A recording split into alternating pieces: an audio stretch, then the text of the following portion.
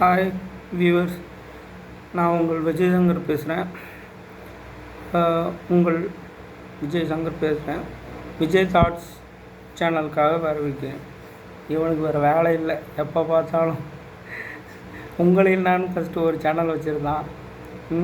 அப்புறம் உங்கள் சங்கர் நான் வரேன்னு சொல்லி வச்சுருந்தான். இப்போ என்ன விஜய் தாட்ஸ்ன்னு வச்சுருக்கான். இது எத்தனை வியூஸு, எத்தனை சப்ஸ்கிரைப்பு, இது எதுவுமே எனக்கும் தெரியாது, உங்களுக்கும் தெரிய வாய்ப்பு இல்லை. ஏன்னா நான் அவ்வளோவா வீடியோ அப்லோடெலாம் பண்ண மாட்டேன்.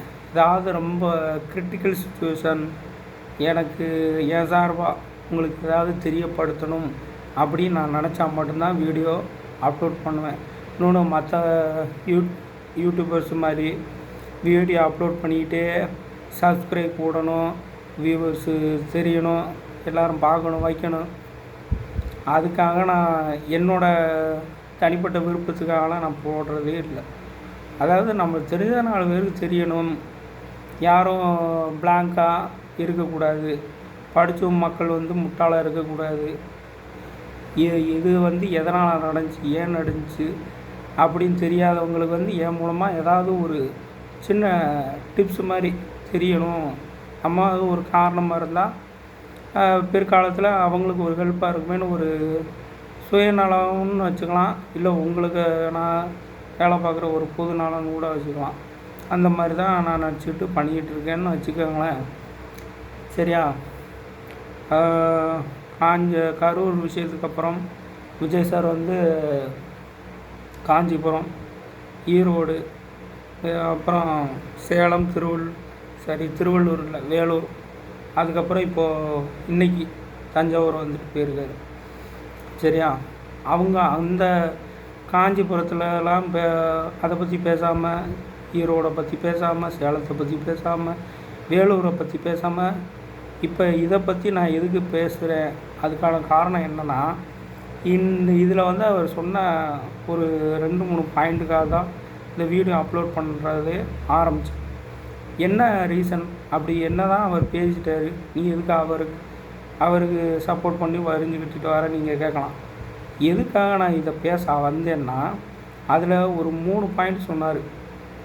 நான் டிவிக்கு ஆட்சிக்கு வந்தால் கல்லூரி படிக்க நினைக்கும், +2 பயிர்ந்து முடியும், அரசு, மாநில, மத்திய சார்பில் அப்பா அம்மா இல்லாதவங்க குடும்பத்துக்கு, மாநில இதுலேயும் மத்திய இதுலேயும் வேலை பார்க்காத மற்ற எல்லா குடும்பம் பையங்களுக்கோ பொண்ணுங்களுக்கோ மேற்படிப்பு படிக்கிறதுக்கு, காலேஜ் போகிறதுக்கு அரசே எல்லா செலவும் ஏற்கும். எவ்வளோ ஒண்டர்ஃபுல் திட்டம் தெரியுமா? இது யாராவது செயல்படுத்தியிருக்காங்களா? ஒருத்தர் அந்த 10th 12th விஜய் பரிசு கொடுக்கும்போது ஒருத்தர் என்ன சொன்னார், இளைய காமராஜர்னு சொன்னார்.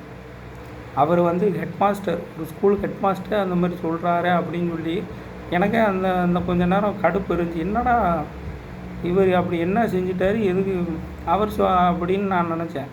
ஆனால் அவர் சொன்னது தப்பு இல்லைன்னு எனக்கு இப்போ தான் தெரியும்.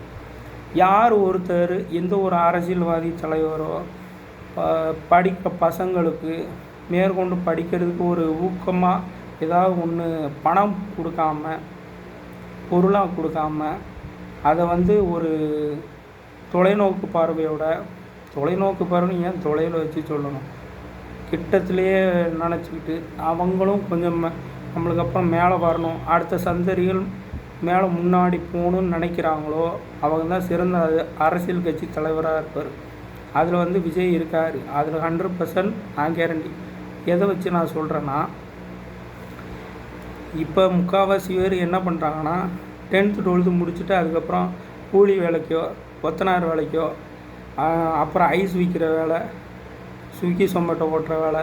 ஏன்னா ஸ்விக்கி சொமேட்டோ ஓட்டுறதுக்கு, அப்புறம் ஜாப்டோ ஓட்டுறதுக்கு, வேறு கார்ட் வேலைக்கு, மீஷோ வேலைக்கு, எந்த வேலையாக இருந்தாலும் படிப்பு தேவை கிடையாது.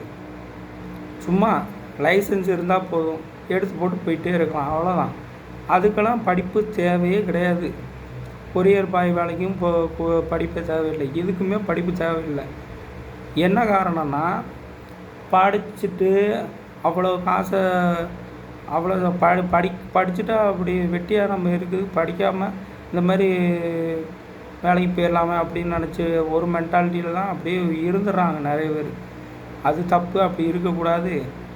படிப்பறிவு இருந்தால் தான் நாட்டில் வந்து முன்னேற்றம் அடையும். இன்னொன்று, படிப்பறிவு இருந்தால்தான் இந்த மாதிரி இத்தனாரிய பிச்சைக்காரங்க இவங்களாம் நம்ம ஏமாத்துகிற அளவுக்கு நம்ம அந்தளவு முட்டாளாக இருக்கக்கூடாதுங்கிறக்காக தான் அவர் இந்த மாதிரி படிப்பு வந்து மோஸ்ட்லி தேவை, +2 க்கு அப்புறமும் நம்ம படிக்க வேண்டியது அவசியம் அப்படிங்கிற மாதிரி ஒரு சிஸ்டத்தை கொண்டு வந்தார்.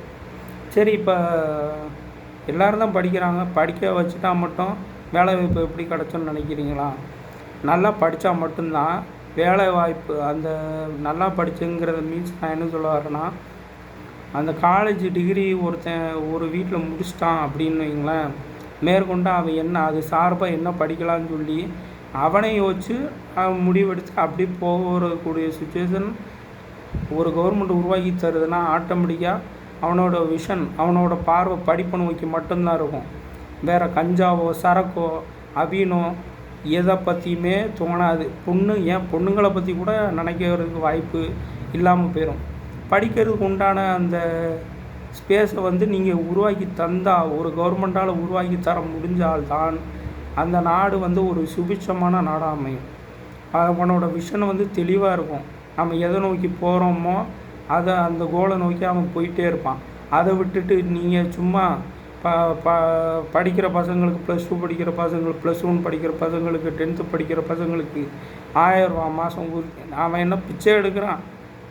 அந்த சிறந்த அது என்னது சிறந்த மாணவர்களுக்கான விருதாக ஏதோ ஒன்று கொடுக்கும்போது அந்த பையன் கேட்குறான் சிஎம் சார்கிட்ட, இந்த 1000 ரூபா பத்தாது, இன்னும் ஒரு 500 ஏசி கொடுங்க அப்படிங்கிறான். நான் இப்படி பார்த்தா அது கேட்கவே கூடாது, அவங்களே செய்யணும். இந்த கேட்க நம்மளுக்கு வந்து என்னை பொறுத்தளவில் அது பிச்சை எடுக்கிற மாதிரி இருக்குது. ஒரு கவர்மெண்ட்டுங்கிறது என்னன்னு நினச்சிக்கிட்டு இருக்காங்க, கவர்மெண்ட்டுங்கிறது செய்யணும்.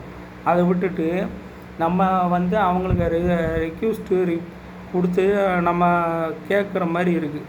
அது வந்து அவங்களுக்கு அந்த அவங்க ஆங்கிலேருந்து அவங்களுக்கு பார்க்கும்போது நம்ம ஏதோ ஏழைப்பழ ஜனங்க, நாம் அவர்கிட்ட பிச்சை எடுக்கிறோம் அப்படிங்கிற மாதிரி அவன் நினச்சிட்டு இருக்காங்க. இவங்களோட மைண்ட் செட் என்னென்னா, இவன் வந்து ஒரு 500 ரூபா வாங்கினாலும் சரி, 1000 ரூபா வாங்கினாலும் சரி, 2000 ரூபா வாங்கினாலும் சரி, 5000 ரூபா இப்போ கொடுத்தாங்களே அது வாங்கினாலும் சரி, அவன் வந்து உழைச்சி சம்பாதிச்சாதான் இருக்கக்கூடாது. அப்படியே உழைச்சி சம்பாதிச்சாலும் மாத கடைசியில் பார்த்தீங்கன்னா ஒரு 10 ரூபா கூட உங்கள் கையில் இருக்காது. சரியா? வீட்டு வாடகை போயிடும் பாதி, மீதி மளிகை ஜாமான் அது இதுன்னு வாங்குறதுக்கு போயிடும். அது போக 1000 ரூபா 2000 ரூபா தான் இருக்கும். அது இந்த ரீசார்ஜ் பண்ணுறதுக்குன்னு புட்டுக்கிட்டு போயிடும் உங்களுக்கு. இதில் வந்து லோனு, அந்த லோனை அடைக்கிறதுக்கே நீங்கள் தனியாக பார்ட்-டைமாக இன்னொரு வேலை பார்க்க போக வேண்டியிருக்கு. அப்போ இந்த சிஸ்டத்தெல்லாம் உருவாக்கணும் யார்? இந்த மாதிரி ஒரு திறம்பட செயல்படாத ஒரு சில அரசியல்வாதிகள்னால தான். ஒரு சில அரசியல்வாதி தான் சொன்னேன், அவங்கன்னு நான் யாரையுமே குறிப்பிட்டு சொல்ல வரல. இந்த சிஸ்டத்தை உருவாக்குனது யார்? இப்போ ஒரு சாதாரணமாக ஒரு வீட்டில் ஒருத்தர் 15,000 சம்பளத்துக்கு வேலைக்கு போகிறாங்கன்னா, அந்த 15,000 சம்பளத்தை ஃபுல்லாக செலவு பண்ணிவிட்டு ஒரு 500 ரூபா கூட அவங்களால சேர்த்து வைக்க முடியாத சுச்சுவேஷன் வந்து இப்போ உருவாக்கியிருக்கு. அதுக்கு காரணம் என்னென்னா விலைவாசி. இவங்க என்ன பண்ணுறாங்க, சென்ட்ரல் கவர்மெண்ட் இப்போ கடனாக வாங்குகிறாங்க மக்களுக்கு, நான் அதை பண்ணுறேன் இது பண்ணுறேன்னு சொல்லிட்டு. இதுக்கு முன்னாடி உள்ள கவர்மெண்ட்டாவது பண்ணாங்கன்னு வச்சுக்கோங்களேன், ஏதோ செய்யணும்னு தோணுதுன்னா செஞ்சாங்க. ஆனால் இவங்க சுத்தமாக எதுவுமே கிடையாது. நான் பட் சிஎம் சார்கிட்ட ஒரே ஒரு கேள்வி கேட்கணுன்னு தான் நினைக்கிறேன். அது மக்கள் எல்லாம் கேட்ட கேள்வி தான் நானும் கேட்குறேன். இப்போது எல்லா மீட்டிங்லேயும் மகளிர் மாநாடாக இருக்கட்டும், அந்த மாநாடாக இருக்கட்டும், எது வேணாலும் இருக்கட்டும், நான் கேட்குற கேள்வி என்னென்னா, சென்ட்ரல் கவர்மெண்ட் வந்து மத்திய அரசு எங்களுக்கு போதிய நிதி தரல. சரி, ஓகே, தரலன்னு வச்சுக்கோங்க சார், வச்சுக்கிறேன், நான் தரல உங்களை பொறுத்தவரை ஓகேயா? சரி, ஓகே. அப்போ நீங்கள் போன தடவை பட்ஜெட்டு நடத்துனீங்களே, அதில் சட்டமன்றத்தில் என்ன சொன்னீங்க? தங்கம் தென்னரசு நிதித்துறை அமைச்சர் அவரை வச்சு என்ன சொன்னீங்க? 10.5 லட்சம் கோடி கடன் இருக்குது, சரி, நான் கேட்குற கேள்வி என்னென்னா, 10,00,000 கோடி கடன் இருக்குது. அதை நீங்களே ஒத்துக்கிட்டீங்க. நீங்கள் அப்ரூவல் கொடுத்து தான் அவர் படிக்காரு. ஓகே, எல்லாம் ஓகே. மத்திய அரசு நிதி தராமல் உங்களுக்கு எப்படி கடன் ஆச்சு? அது கடனை எப்படி கன்வெர்ட் ஆச்சு? யார்கிட்டையும் வெளியே இருந்து கைமாற்ற வாங்கினீங்களா? இல்லை உங்கள் சொந்த காசை போட்டு செலவு பண்ணி இதெல்லாம் பண்ணிங்களா? எங்கேயுமே கடன் இல்லாமல் ஒரு கடன் உருவாகுமா? யார் கடன் கொடுக்காம அது வந்து கடனாக கன்வெர்ட் ஆகுமா? என்னோடய கேள்வி அதுதான். இப்போ நீங்கள் எல்லா வீட்டையும் நிதித்தரல் எதுக்கு புருடாக விட்டுக்கிட்டு இருக்கீங்க? உண்மையை ஒத்துக்கிட வேண்டியது தானே. சென்ட்ரல் கவர்மெண்ட்டு கொடுக்குறதெல்லாம் கொடுக்குது. நானும் உங்களுக்காக தான் 1000 ரூபா அது இதுன்னெல்லாம் கொடுத்துக்கிட்டு இருக்கேன். அதனால தான் இந்த பணவீக்கம் ஆகிப்போச்சு. பட்ஜெட்டு எகிரி போனதுனால நம்மளுக்கு விலைவாசியும் அடுத்து நான் ஆட்சிக்கு வந்தால் கண்டிப்பாக ஏறும் அப்படிங்கிறத உண்மையை ஒத்துக்கிட வேண்டியது. ஏன் ஒத்துக்க மாட்டேங்கிங்க? உங்களுக்கு பயம். உங்களுக்கு போட்டியாக யாரும் வந்துடக்கூடாதுன்னு பயம். அடுத்து நெக்ஸ்ட்டு உங்கள் அப்பா செஞ்ச தப்பை நம்ம செஞ்சிடக்கூடாது. நம்ம அப்பா விட்டுட்டு போனால் நம்ம அது ஏதோ சொல்லுவாங்களே, அடுத்த ஒரு தடவை தான் ஜெயிச்சிருக்கீங்க. நீங்கள் விஜய் சார் கூடாதுன்னு சொன்னார். ஒரு தடவை தான் ஜெயிச்சிருக்கோம், இன்னொரு தடவை ஜெயிக்கவே மாட்டோங்கிறத உங்களுக்கு டிஎம்கே கட்சி ஆரம்பித்தார் அண்ணா. அவருக்கு அப்புறம் ஒரே ஒரு தடவை தான் கலைஞரை ஜெயிச்சார். அதுக்கப்புறம் எம்ஜிஆர் வந்தார். எம்ஜிஆர் சாகிற வரைக்கும் எம்ஜிஆர் தான் சிஎம் இருந்தார். கலைஞரால் வர முடியல. அதுக்கப்புறம் எம்ஜிஆர் வந்ததுக்கு பிறகு எம்ஜிஆர் ஜெயலலிதா, கலைஞர் ஜெயலலிதா இப்படி தான் மாறி மாறி வந்துருந்து. நான் என்ன சொல்ல வரேன், நீங்கள் ஒரு தடவை தான் ஜெயிப்பீங்க எப்பயுமே. ஒரு தடவை அது எதுக்காக மக்கள் ஓட்டு போட்டாங்க? தெரியாமல் ஓட்டு போட்டுருவாங்க. தெரியாமல் ஓட்டை போட்டு உங்களை ஜெயிக்க வச்சுருவாங்க. அதுக்கப்புறம் அந்த 5 வருஷத்தில் நீங்கள் என்ன படாதபாடுபடுத்த முடியுமோ அந்தளவுக்கு படாதபாடுபடுத்திடுவீங்க. நீங்கள் கொடுக்குற வாக்குறுதியிலேயே உண்மை இருக்காது, பொய் தான் முக்கால்வாசி. அதுவும் நீங்கள் இன்றைக்கி அவர் விஜய் சார் சொன்ன மாதிரி தான் பெரிய பொய், ஆகாச பொய், அசிங்கமாக பிடிச்ச பொய்னா அது இந்த நீட்டை ஒழிக்கிறது தான். நீட்டை ஒழிச்சிட்டா எல்லாம் ஒழிஞ்சிரும் அப்படின்னு சொல்லி தான் ஆட்சியை பிடிச்சிங்க. கடைசியில் அந்த நீட்டை பற்றி இப்போ வரைக்கும் வாயை திறந்தீங்களா? இல்லை. அதுமாரி உண்டு. நம்ம டெப்யூட்டி சிஎம் அவர் ஒரு புருடை விட்டார். அடுத்து மருத்துவக் கல்லூரி தான் அனிதா அவர்களோட பேரை வைப்பாங்களாம். இப்போ எத்தனை மெடிக்கல் யூனிவர்சிட்டி கட்டியிருக்கீங்க இந்த 5 வருஷத்தில்? சரி, அது கட்டியிருந்தாலும் அதுக்கு அனிதா பேரை வச்சிங்களா? நான் அதுதான் கேட்குறேன். ஒத்துக்கிறேன், உங்கள் இதில் ஏகப்பட்ட ஃப்ரிட்ஜு, ஃபவுண்டேஷன் எல்லாம் வந்திருக்கு. ஆனால் அது எல்லாமே உங்கள் பினாமியோட இதில் தானே போயிட்டுருக்கு. சரி, ஓகே, நான் இப்போ அதுக்குள்ளே வரலை. எனக்கு இந்த கடன் சொன்னீங்களா, அதுக்கு மட்டும் விட தெரியவே இல்லை.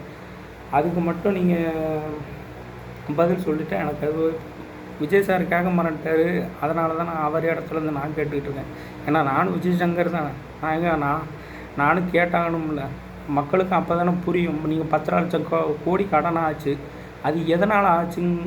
சரி, ஓகே, ஆயிடுச்சு, செலவு பண்ணிட்டீங்க, பதுக்கி வச்சிட்டிங்க, அது வேறு விஷயம். அடுத்த ஆட்சிக்கு வந்தால் அந்த 10,00,000 கோடி கடனை நீங்களும் எடப்பாடி சார் வந்தாலுமே எப்படி அடைப்பீங்க? எனக்கு அதுக்கு மட்டும் தெரியும். அவர் வேறு 3 சிலிண்டர் இருக்கார். இப்போ நீங்கள் என்ன சொல்லியிருக்கீங்க? ரேஷன் அட்டைதாரர்கள் எல்லாத்துக்கும் இலவச சிலிண்டர் அப்படின்னு இருக்கீங்க. சரி, இப்போ நான் இன்னொரு கேள்வி கேட்குறேன். 5,000 கொடுத்தீங்க நேற்று மீனவர்களுக்கு, விவசாயிகளுக்கு, முதியவர்களுக்கு, இவங்களுக்கு எல்லாத்துக்கும் 3,000 2,000 நேற்று காலையில் போட்டிருக்கீங்க. அதுக்கு முன்னாடி 5,000 எல்லா பெண்களுக்கும் போட்டிங்க. ஓகே, மக்கள் காசு இருக்குது, நீங்கள் செலவு பண்ணுறீங்க, ஓகே, எல்லாம் ஓகே. எத்தனை கவர்மெண்ட் ஸ்டாஃப் போராட்டம் நடத்துனாங்க? அப்போலாம் இந்த அமௌண்ட் எங்கே போச்சு? இந்த 5,000 எங்கே போச்சு? ஊனமுற்றவர்கள், மாற்றுத்திறனாளிகள் போராடினாங்க, வேறு எதுவும் கேட்டு இல்லை. ஒரு 1,000 ரூபா இன்க்ரீஸ் பண்ண சொல்லி, அப்போ அந்த 1,000 ரூபா கூட இன்க்ரீஸ் பண்ணலை. அதுக்கெல்லாம் இந்த பணம் எங்கே போச்சு? தூய்மை பணியாளர்கள் சாவர நிலைமையில் இருந்து போராடினாங்க. விவசாயிகளுக்கு அடுத்து ரொம்ப நாள் போராடினது அவங்களா தான் இருப்பாங்க எனக்கு தெரிஞ்சு. இந்த வருஷம், இந்த 5 வருஷத்தில் அவங்க என்ன கேட்டாங்க? எங்களோட வேலை எங்களுக்கு கொடுத்தா போதும், சரியா? பழைய சம்பளத்தை இது பண்ணுங்கள், நிறையா இதை வச்சு லோன் வாங்கி வச்சுருக்கோம், அதெல்லாம் அடைக்கணும் அப்படின்னு சொல்லி தான் இது பண்ணாங்க. அப்புறம் அவங்கள கான்ட்ராக்டில் பேசிக்கலாம் நீங்கள் விடுறது வந்து அவங்களுக்கு பிடிக்கவே இல்லை. அந்த சம்பளம் வராது, 15,000 சம்பளம் தான் வரும். 30,000 வாங்கியிருந்தவங்களும் 15,000 சம்பளம் கொடுத்தீங்கன்னா அதை அவங்க வச்சு என்ன பண்ணுவாங்க? அதுக்காக தான் அவங்க உரிமை கேட்டு தான் அவங்க போனாங்க. அவங்களுக்கு தேவையானது செஞ்சு கொடுக்க முடிஞ்சா அவங்களால செஞ்சு கொடுக்க முடியல. இப்படி எதுவுமே உங்களால் செய்ய முடியல. ஆனால் வெளியே வந்து வெட்டி வீராப்பு, நான் தான் எல்லாமே, நான் தான் அப்படின்னு வந்தால் தான் அது என்னது, எந்த கும்பனாலும் குறை சொல்ல முடியாத ஆட்சி. அது எப்படி நீங்களே சொல்லிக்கிட்டாங்க உங்கள் ஆட்சியை பற்றி? ஒரு நாள் சரி, ஒரு நாள் கூட வேணும், 1 மணி நேரம் காரு பஸ்ஸு உங்கள் பாடிகார்டு எல்லாத்தையும் தனியாக விட்டுட்டு தெருவில் இறங்கி நடந்து வாங்க. மாறு வேஷத்தில் வாங்க. நீங்கள் ஒரிஜினலாக வந்தால் கண்டுபிடிச்சிடுவாங்க. மாறு வேஷத்தில் இருந்தால் அந்த காலத்தில் மன்னர்கள் ராஜாக்கள்லாம் வருவாங்களே, மாறு வேஷத்தில் வந்து இந்த மாதிரி ஸ்டாலினோட ஆட்சி எப்படிமா இருக்குது என்ன ஏதுன்னு ஒருத்தட்டை மட்டும் நீங்கள் கேளுங்க. அந்த இந்த தெருமுனையில் கடை போட்டிருப்பாங்க, இந்த பிளாட்பாரத்தில் கடை போட்டிருப்பாங்க, சரியா? அவங்க எல்லாத்துக்கிட்டையுமே நீங்கள் ஒரே ஒரு கேள்வியை மட்டும் கேளுங்க. அவங்க ஒருத்தர் மட்டும் நல்ல விதமாக சொல்லட்டுமே, யாருமே சொல்ல மாட்டாங்க. உங்களை கேவலமாக பேசிட்டு உங்களை கழிச்சு கூட்டிகிட்டு இருக்காங்க. எப்படா எலெக்ஷன் வருதுன்னு பார்த்துட்ருக்காங்க. எலெக்ஷன் வந்தோடனே அந்த ஒரு விரலில் உங்கள் தலையெழுத்தே மாறி அந்த அளவுக்கு கேவலமான ஆட்சி நடந்துகிட்ருக்கு. அது வந்து உங்களுக்கு தெரியுதா இல்லை தெரியாத மாதிரி இருக்கீங்களா? ஒருவேளை கீழே உள்ள அதான் உங்கள் மாப்பிள்ளை சபரீசன், உதயநிதி அவர்கள் அவங்களாம் உங்களை மறக்கடித்து மறைக்கிறாங்களா என்ன தெரியல. உங்களுக்கு வயசாகிட்டு போயிட்டுருக்கு, 72 இப்போ 73 வயசாகிடுச்சுன்னு நான் கேள்விப்பட்டேன் ஞாயிற்றுக்கிழமை, சரியா? இந்த பக்கம் உங்கள் ஒய்ஃபு வந்து அடுத்து நீங்கள் ஆட்சிக்கு மறுபடியும் ஆகணும், பால் குடம் மோர் குடம் எல்லாம் தூக்கிட்டு அலையுது. அதெல்லாம் உங்களோட பர்சனல், நான் அதில் தலையிட விரும்பலை. இவ்வளவு நடந்து இதில் நீங்கள் ஏதாவது ஒரு வகையில் மக்கள் உங்கள்கிட்ட நல்ல பேர் சொன்னால் போதும், சொல்லுவாங்க. யார் சொல்லுவா தெரியுமா? Government staffs. அவங்களுக்கு தான் நீங்கள் முக்கியத்துவம் கொடுப்பீங்க. உங்கள் ஆட்சி வந்தாலே கவர்மெண்ட் ஸ்டாஃபுக்கு முக்கியத்துவம் கொடுத்துருவீங்க. ஏன்னா கவர்மெண்ட்டில் வேலை பார்க்குறவங்க உங்களுக்கு வந்து நல்லா பண்ணிடுவாங்கிற ஒரு எத்தனை போக்கு ஆரம்பத்துலேருந்து இருந்துக்கிட்டு, அதில் மாற்று கருத்தே கிடையாது.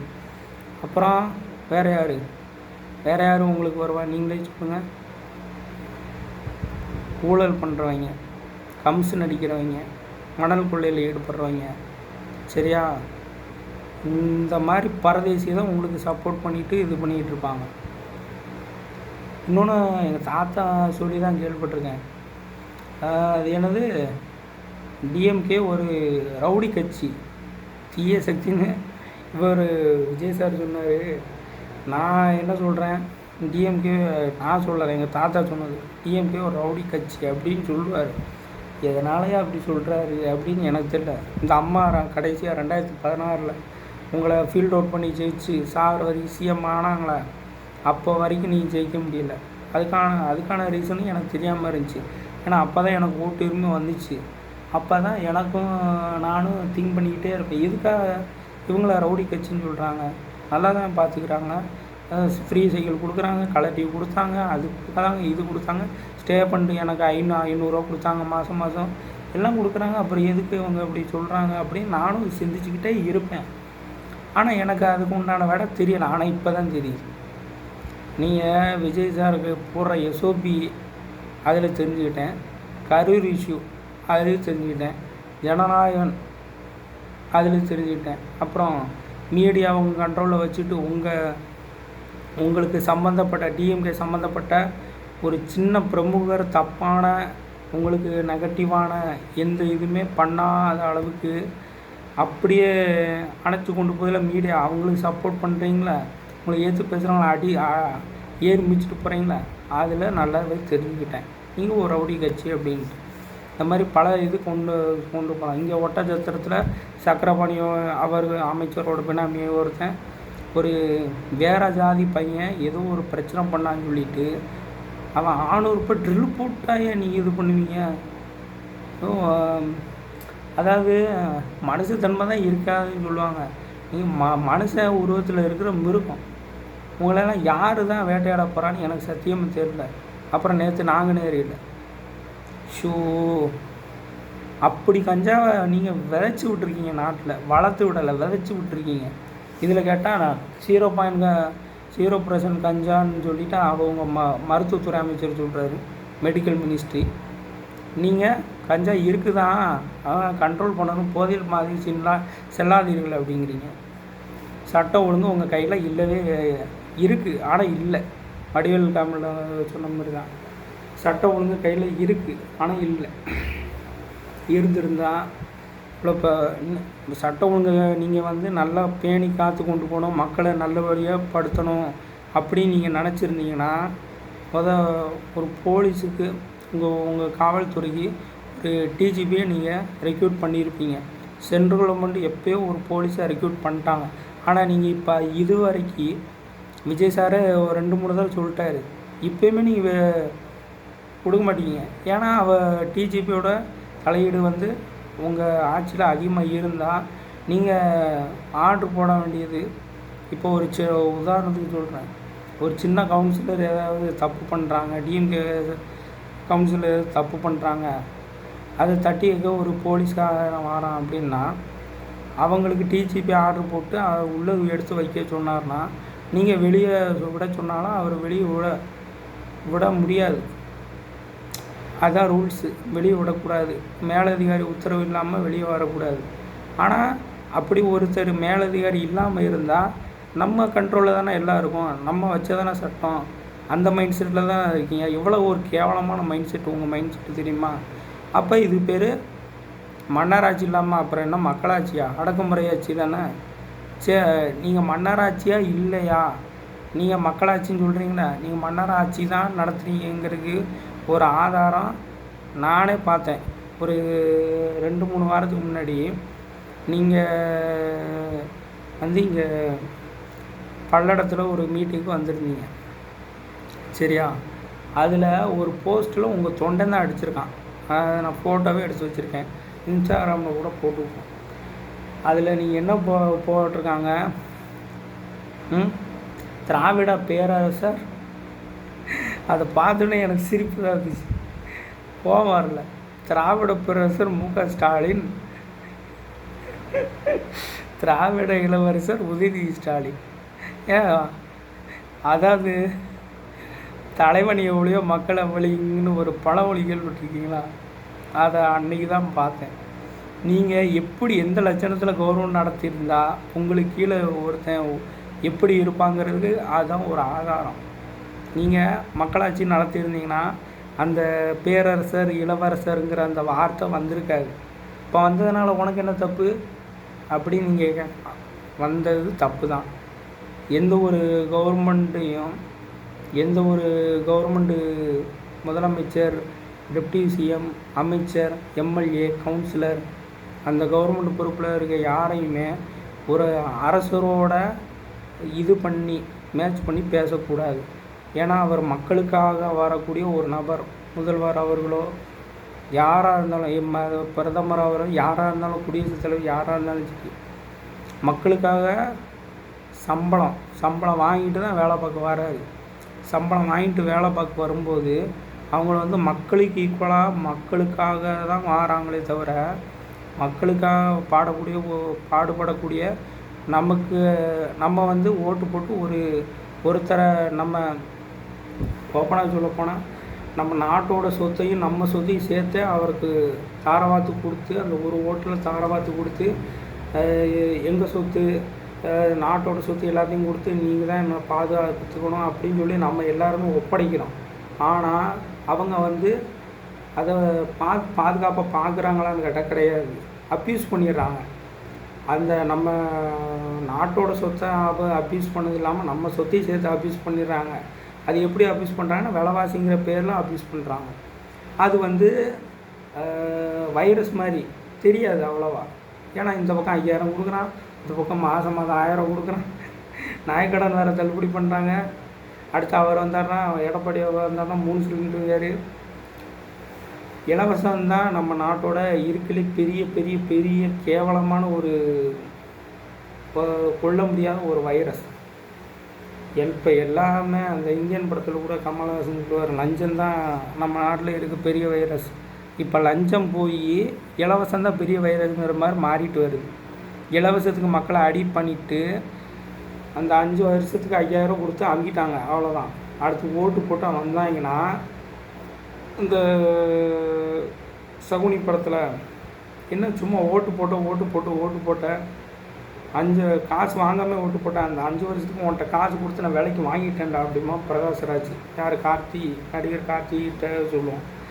அந்த மாதிரி தான் அவங்க 5000 கொடுத்து உங்களை வாங்கிட்டாங்க. பீகார் எலெக்ஷனில் வந்து நிதிஷ்குமார் வந்து பிஜேபி சார்பாக நின்னார், 10,000 கொடுத்தாரு, அதை நாங்கள் கடுமையாக எதிர்க்கிறோன்னு சொன்னால் அதே ஸ்டாலின் வாய் இப்போ அந்த 5000 வந்து கொடுத்துருக்காரு.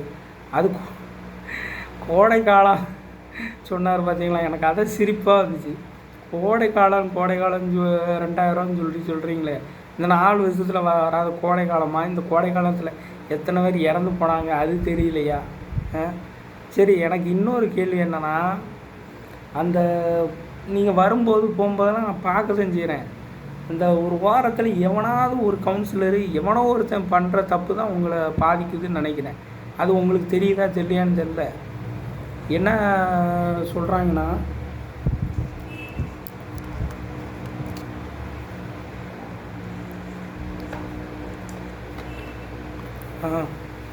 அதில் என்ன சொல்கிறாங்கன்னா, நலத்திட்ட உதவிகளை நல்லா கேட்டுக்கோங்க, நான் சொல்கிறேன் அந்த லைனை கேட்டுக்கோங்க. நலத்திட்ட உதவிகளை துவங்கி வைக்க வரும் முதலமைச்சர் ஸ்டாலின் அவர்களுக்கு நன்றி அப்படின்னு போடுறாங்க. இதில் என்னப்பா இருக்குது, இதில் என்னப்பா பிரச்சனை இருக்குது அப்படின்னு நீங்கள் கேட்கலாம். நான் கேட்குற கேள்வியே இந்த ஒரு லைனில் தான் இருக்குது. நலத்திட்ட உதவின்னு சொல்கிறாங்களே, நலத்திட்டங்கள்னால் மக்களுக்கு செய்யக்கூடிய ஒரு நல்ல திட்டங்கள். ஓகே, அந்த உதவிங்கிற மீனிங் எதுக்கு சேர்ந்து வருது? இவங்க ஃப்ரீயாக வேலை பார்த்து கொடுக்குறாங்க. ஒரு கவுன்சிலர், ஒரு எம்எல்ஏ, ஒரு அமைச்சர், ஒரு முதலமைச்சர், ஏன் ஒரு பார்லிமெண்ட்டு அமைச்சர், நம்ம பிரதமர், குடியரசுத் தலைவர், ஆளுநர், ஜட்ஜு எல்லாருமே சம்பளத்துக்காக தான் வேலை பார்க்குறாங்க. நல்லா கேட்டுக்கோங்க மக்களே, இவங்க யாரும் ஓசிக்கு ஒன்றும் வேலை பார்க்கல. இவங்க இந்த பொன்முடி அமைச்சர் பொன்முடி அவர்கள் சொன்ன மாதிரி ஓசியில் போகிறேன்லாம் நான் சொல்ல வரல. ஃப்ரீயாக யாருமே வேலை பார்த்து கொடுக்கல, சம்பளம் வாங்கிட்டு தான் வேலை பார்க்குறாங்க. சம்பளம் போக கிம்பளம் அடிக்கிறாங்க. நான் அதை பற்றி பேச வரல, அது வந்து இன்னொரு டாப்பிக்காக போயிடும். சரியா, கொஞ்ச நேரம் தான் இருக்குது, அதனால் நான் பேசி முடிச்சிடறேன். நலத்திட்ட உதவின்னு சொல்கிறதுக்கு உங்களுக்கு என்ன ரைட்ஸ் இருக்குதுன்னு நான் கேட்குறேன்.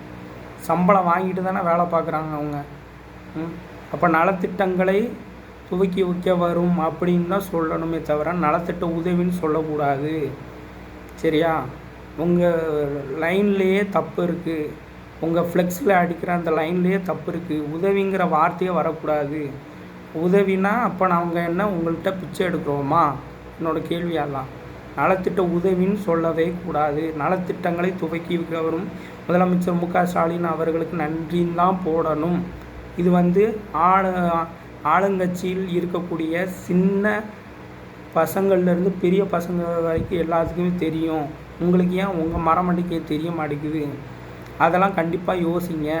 யோசிச்சாதான் நீங்கள் சோத்தில் உப்பு போட்டு சாப்பிட்றீங்கன்னு அர்த்தம், இல்லைனா நீங்கள் வேறு ஏதோ சாப்பிட்றீங்கன்னு தான் அர்த்தம். சரியா, உதவின்னு அந்த வார்த்தை வந்துச்சுன்னா மக்களை வந்து நீங்கள் ஒரு பிச்சைக்கார ரேஞ்சுக்கு தான் பார்ப்பீங்க. அப்படி பிச்சைக்கார ரேஞ்சுக்கு பார்க்கும்போது தான் நீங்கள் கொடுக்குற 1000 எனக்கு பத்த மாட்டேங்குது, எக்ஸ்ட்ரா 500 கொடுங்கன்னு சொல்லும்போது கீழே நீங்களும் உங்கள் பையனை உட்காந்து சிரிச்சுக்கிட்டு இருக்கிறது வந்து எங்களுக்கு நீங்கள் நக்கல் அடிக்கிற மாதிரி தெரியுது. அப்போ அந்த நேரம் எங்களுக்கு வந்து என்னென்னமோ தோணுது. அதை நான் இந்த வீடியோவில் சொன்னால் தப்பாக போயிடும். அதனால் நான் இதோட இந்த வீடியோ முடிச்சுக்கிறேன். அடுத்து வந்து அவர் எங்கே பேச வராரோ அதுலேருந்து நான் ஆரம்பிக்கிறேன். சரியா, அதனால் நான் என்ன சொல்ல வரேன், 5000 கொடுக்காங்க, 10,000 கொடுக்காங்க, இதுக்கு மேலேயும் கொடுப்பாங்க. கொடுக்குற எல்லாத்தையும் வாங்கிக்கோங்க. உங்கள் காசு உங்கள் பணம் தான், வாங்கிக்கோங்க.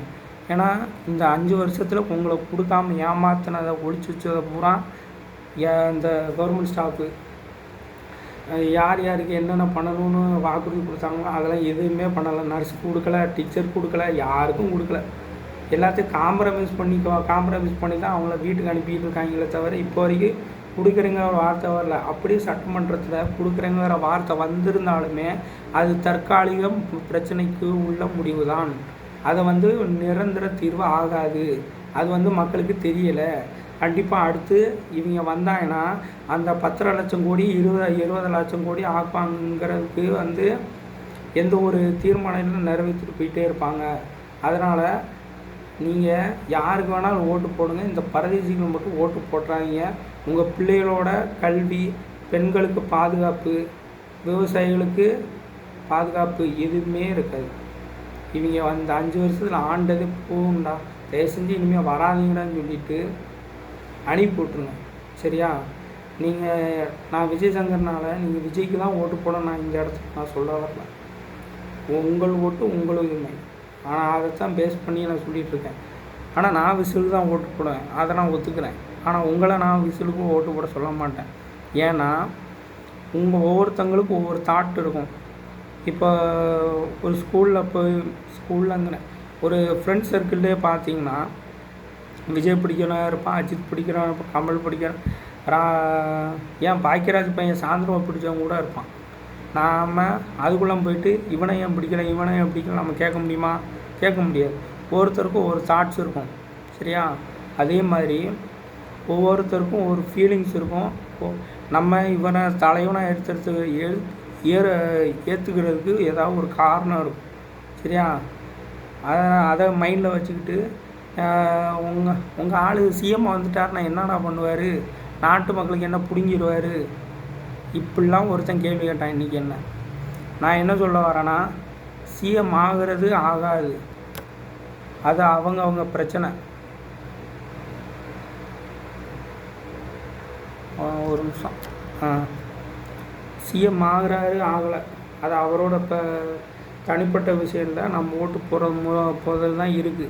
நான் என்ன சொல்ல வரேன்னா, ஒவ்வொருத்தருக்கும் ஒரு தாட்ஸ் இருக்கும்போது எனக்கு ஒரு தாட்ஸு விஜய் வந்தால் ஒரு மாற்றம் க்ரியேட் ஆகும் அப்படின்னு.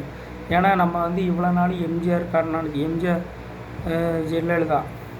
ஜெயலலிதா கலைஞர் அப்படின்னு தான் போயிட்டுருந்தோம். இப்போ அந்த 2 பெருந்துருவங்களும் இறந்துட்டாங்க. அப்போது அவங்களுக்கு அடுத்த வாரிசாக இதில் மு.க. ஸ்டாலின் வந்துட்டார். இங்கிட்டு எடப்பாடி வந்திருக்காரு. ஆனால் பிரயோஜனம் இல்லாமல் பிஜேபியை கொண்டு போய் கட்சி அடமான வச்சிட்டார். அதனால் அந்த செத்த பாம்பை பற்றி நம்ம பேச வேண்டிய அவசியமே இல்லை. இந்த பக்கம் நாம் தமிழர் அவன் நோ கமாண்ட் சிம்பிளி வேஸ்ட்டுன்னு சொல்லிட்டு செந்தில் அவர்கள் சொல்கிற மாதிரி தான். அதை பற்றி பேச வேண்டிய தகுதியே இல்லை. சரி, நான் பேச வேண்டிய நேரமே இல்லை, நம்மளுக்கு டைம் தான் வேஸ்ட்டு. சரியா? அதனால் ஒவ்வொருத்தருக்கும் ஒரு இது இருக்கும். எனக்கு பொறுத்தளவு விஜய் வந்தால் ஃபஸ்ட்டு மாற்றம் வரணும். சரியா? 2வது பெண்களுக்கு பாதுகாப்பு மோஸ்ட்லி இருக்கணும். ஏன்னா என்னை பெற்றது ஒரு அம்மா தான், எனக்கு ஒரு தங்கச்சி இருக்குது, நான் பெற்றதும் ஒரு பொண்ணு தான். அதனால் நான் பெண்கள் பாதுகாப்பில் நானும் முக்கியத்துவம் கொடுப்பேன். 3வது விவசாயம், கல்வி, மருத்துவம். இந்த 3க்கும் யார் அதிகம் இம்பார்ட்டன்ட் கொடுக்காங்களோ அவங்களே ஒரு சுதந்திர கவர்மெண்ட்டை நடத்துறதுக்கு தகுதியானவங்க. அதை விஜய் கண்டிப்பாக செய்வாருன்னு நான் நம்புகிறேன். அதனால தான். ஏன்னா இவங்க 2 பேரும் செய்யலை இப்போ வரைக்குமே. அந்த கல்வி, மருத்துவம், விவசாயம், இந்த 3 தான் யாருக்கு நம்ம மக்களுக்கு அடிப்படை தேவை. அந்த அடிப்படை தேவை நிறைவேற்றிட்டாலே ஆட்டோமேட்டிக்காக எல்லாமே சரியாயிடும். ஆனால் இந்த 3மே செய்ய விடாமல் என்ன தடுத்துக்கிட்டு இருக்குது? இந்த ஊழல். அந்த ஊழல் தடுத்துக்கிட்டு இருக்கு. அந்த ஊழலை செய்ய விடுறது யாருன்னா ஆளுங்கட்சி, எதிர்கட்சி, அவங்க தான் பண்ண விட்டுக்கிட்டு இருக்காங்க. இன்னும் ஒரு நேரட்டிவ் செட் பண்ணி வச்சுருக்காங்க. அது என்னன்னா, அவங்களாலே முடியலை, இவன் என்ன பண்ணியிருப்பான், அவங்களாலேயும் முடியலை, இவன் என்ன பண்ணியிருப்பான். இத்தனை வருஷமாக ஏடிங்கே டிஎம்கே தானே இருக்குது, அதே தான் இருக்கும். வேறு யாரும் வரமாட்டாங்க, வரக்கூடாது அப்படின்னு ஒரு நேரட்டிவ் இந்த பழைய கெல்டுக்கிட்டையெல்லாம் இருக்காங்களா, அவங்க செட் பண்ணி வச்சுக்கிட்டு இருக்காங்க. அந்த கெல்டுக்கிட்ட யார் செட் பண்ணி விட்டுக்கிட்டு இருக்காங்கன்னா அந்த அந்தந்த கட்சி ஆளுகள். சரியா? நான் என்ன சொல்ல வரேன்னா, அவங்க சொல்கிறவங்க சொல்லிட்டு போயிட்டாங்க. சரியா? அதை அப்படியே ஃபாலோ பண்ணிட்டு போகிற ஆள் இருக்கா வச்சுறாங்க. உதாரணத்துக்கு டிஎம்கே எடுத்துக்கோங்க.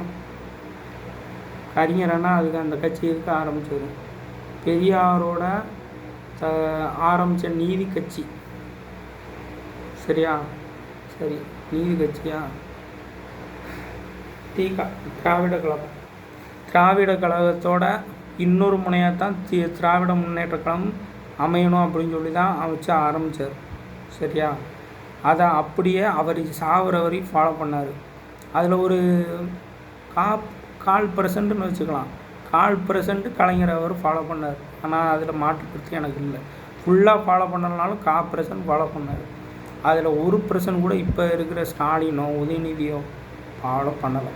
எதுக்கு ஃபாலோ பண்ணலைன்னா, அவங்கள பொறுத்தளவில் கமிஷன், கலெக்ஷன், கரெக்ஷன் இதில் தான் அவங்களோட பேசிக்கு ஓடிக்கிட்டுருக்கு. அப்படி இருக்கும்போது அவங்க வந்து அதில் எப்படி மோட்டிவேட்டராக செயல்பட்டு அதில் அவங்க திராவிட முன்னேற்ற கழகத்தோட கொள்கையை பற்றி எப்படி அவங்க சொல்லுவாங்கன்னு நான் நினைக்கிறேன். அவங்களுக்கே தெரியாது. தெரிஞ்சாதானே அவங்க தொண்டர்களுக்கு சொல்ல முடியும். இப்படி தான் அவங்க கட்சியோட நிலைமையே போயிட்டுருக்கு. ஒரு மீடியாவை கண்ட்ரோல் பண்ண தெரிஞ்ச அவங்க, ஒரு போலீஸை கண்ட்ரோல் பண்ண தெரிஞ்ச அவங்க, மக்களுக்கு எப்படி நல்லது செய்யணும்னு யோசிச்சுருந்தாங்கன்னா, விஜய் இல்லை எந்த நடிகருமே கட்சி ஆரம்பித்து வந்திருக்க முடியாது. அவங்க கரெக்டாக நடந்திருந்தாங்கன்னா யாருமே கட்சி ஆரம்பிச்சிருக்க மாட்டாங்க. விஜயந்தான் ஆரம்பிச்சிருக்க மாட்டார், இப்போ விஜயும் ஆரம்பிச்சிருக்க மாட்டாங்க. இல்லை, நான் இன்னொரு கேள்வி கேட்கணும்னு நினைக்கேன். எல்லா தற்கூரியுமே விஜய் பின்னாடி போகிறாங்க. எல்லா மென்டல் முட்டா பையெல்லாம் விஜய் பின்னாடியே போகிறாங்க அப்படின்னு சொல்கிறீங்க. சரி, ஓகே. அந்த மென்டலு முட்டா பைய தற்கூரி தானே உங்களுக்கு ஓட்டு போட்டு செலக்ட் பண்ணியிருக்காங்க. அப்போ அவங்களுக்கு ஓட்டு போட போகிறவங்க முட்டா பைய தற்கூரி மென்டல்னால், உங்களுக்கு ஓட்டு போட போகிறோம் முட்டா பைய தற்கூரி தானே. அது ஏன் உங்களுக்கு தோணலை இவ்வளோ நாளாக? உங்களுக்கு வந்த ரத்தம் அவங்களுக்கு வந்த தக்காளி சட்னியா? உங்கள் கூட இருந்தால் அவங்க நல்லவங்க, இல்லைன்னா கேவலமானவங்க. அந்த மாதிரியா மென்டாலிட்டி? எவ்வளோ ஒரு கேவலமான மென்டாலிட்டி உங்களோடது, உங்கள் கட்சிக்காரங்களோடது. சரியா? அது நீங்கள் பேசுகிறதெல்லாம் ரொம்ப ரொம்ப தப்பு. என்றைக்கு அதாவது உங்களை விட்டு ஒரு கும்பல் வேண்டான்னு உங்களை விட்டு போகுதுன்னா ஏன் போகுதுன்னு யோசிங்க. அதை விட்டுட்டு போகிறாங்களே என் கூட இருந்தால் தான் நீ நல்லா இருப்ப, இல்லை நாசமாக போயிடுவ, விளங்காமல் போயிடுவ அப்படின்னு அந்த பழைய வீட்டில் கிளவிலாம் சாப்பிடுவாங்க. அந்த மாதிரி சாப்பிட்டுக்கிட்டு இருந்தீங்கன்னா அந்த கிளவியும் உள்ளே வர மாட்டாங்க, நீங்களும் உள்ளே வர மாட்டீங்க. பார்த்துக்கங்க. அதாவது கோட்டைக்குள்ளே நீங்கள் வரவே மாட்டீங்க. இன்னொரு சிரிப்பு, காமெடியான சிரிப்பு, நான் எல்லாம் நோட் பண்ணிட்டு தான் இருந்தேன். ஐபிஎல் கிரிக்கெட்டு ஸ்டேடியம் எங்கே இருக்குது? நம்மளுக்கு சேப்பாக்கத்தில் இருக்குது. சேப்பாக்கத்தோட சிஎம் யார்? நம்ம உதயநிதி அவர். விசிலுக்கு ஏங்க தடை கொடுத்தீங்க? அவராக ஒரு விசில் சின்னதாக கிடச்சிச்சு. நாங்கள் வந்து ஆட்டோ, விசிலு, வெற்றி கோப்பை 3 தான் கேட்டிருந்தோம். அதிகமாக எங்களுக்கு இம்பார்ட்டன்ட் வந்து ஆட்டோ சின்ன கிடச்சா நல்லாயிருக்கும் தான் நினச்சோம். சரியா? இல்லை வெற்றி கோப்பை கிடச்சா தமிழக வெற்றி கழகம் வெற்றி கோப்பை அப்படின்னு நாங்கள் மீன் பண்ணிட்டு போயிருப்போம். விசிலாக கிடச்சிச்சு.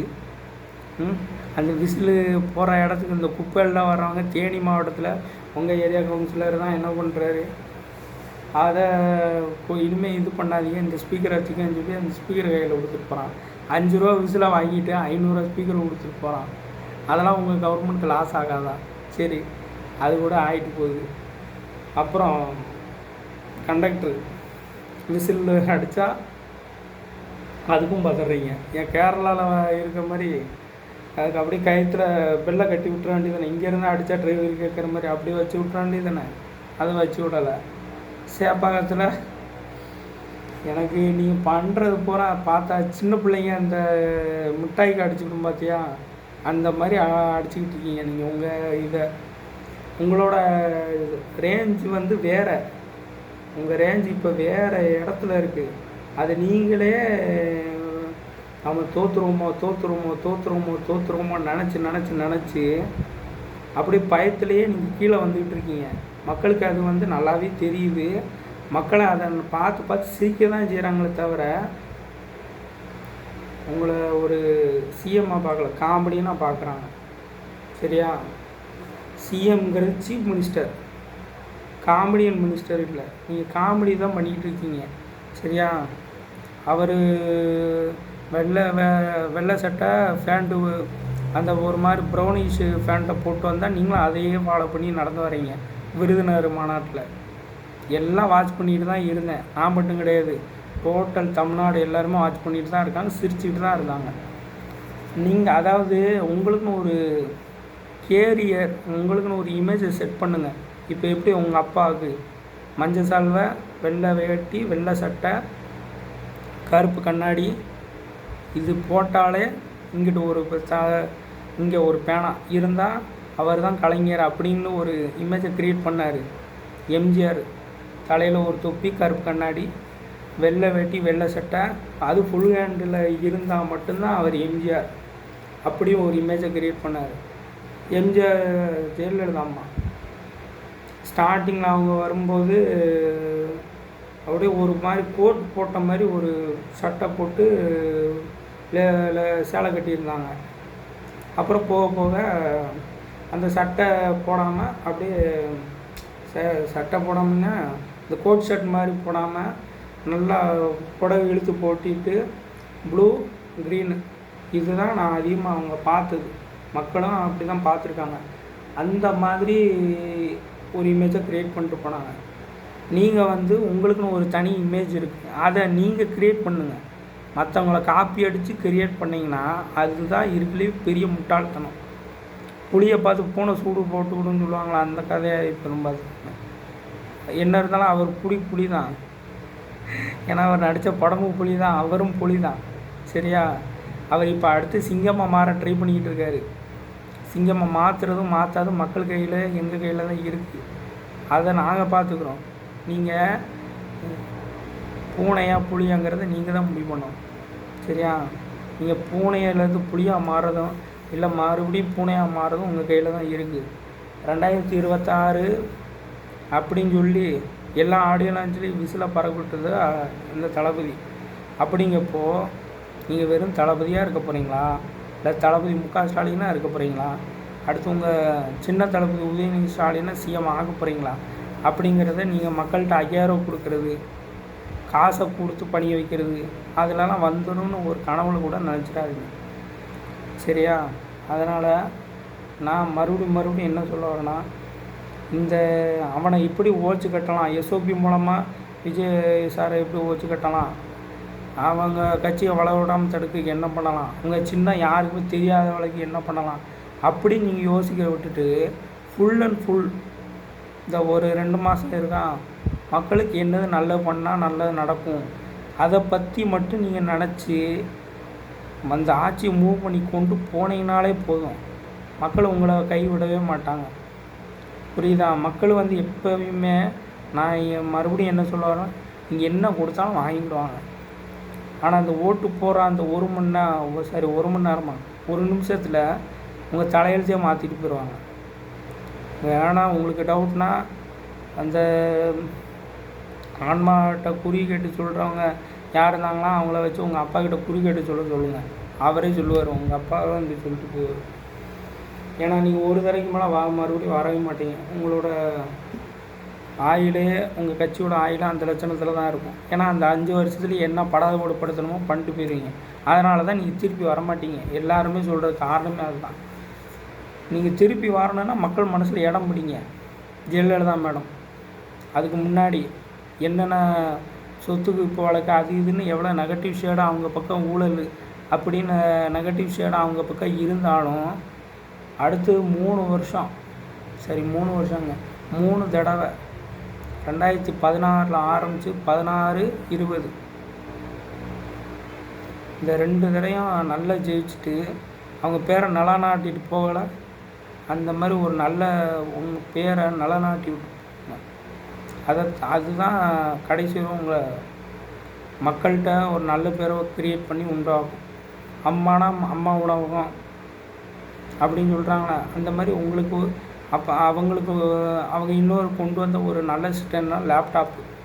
அந்த லேப்டாப்பை நீங்கள் ஹோல்டு பண்ணிட்டீங்க. இப்போ கடைசி நேரத்தில் கொடுக்குறீங்க. அது யாருக்கு? 18 வயது ஆனவங்களுக்கு. ஏன்னா அவங்களுக்கு தானே ஓட்டு உரிமை இருக்குது. இப்படி பாரபட்சம் பார்த்து கொடுத்து தான் நீங்கள் இந்த லட்சணத்தில் இருக்கீங்க. நீங்கள் இப்போ சரி இந்த 18 வயசு ஆனவங்களுக்கு கொடுக்குறீங்க, அதை வந்து லாஸ்ட் இயர் பசங்களுக்கு கொடுக்குறீங்களே, அவங்களுக்கு அதனால் என்ன பிரச்சனை இருக்குது?